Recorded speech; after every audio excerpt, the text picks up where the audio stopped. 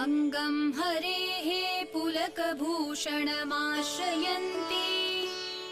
भृङ्गाङ्गनेव मुकुलाभरणं तमालम्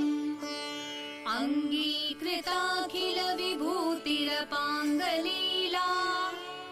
माङ्गल्यदास्तु मम मङ्गलदेवतायाः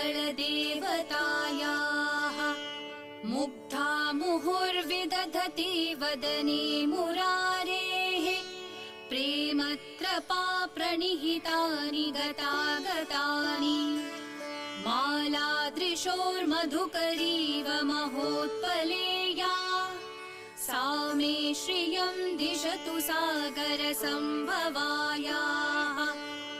आमीलिताक्षमधिगम्य मुदा मुकुन्दम् आनन्दकन्दमनिमेषमनङ्गतन्त्रम्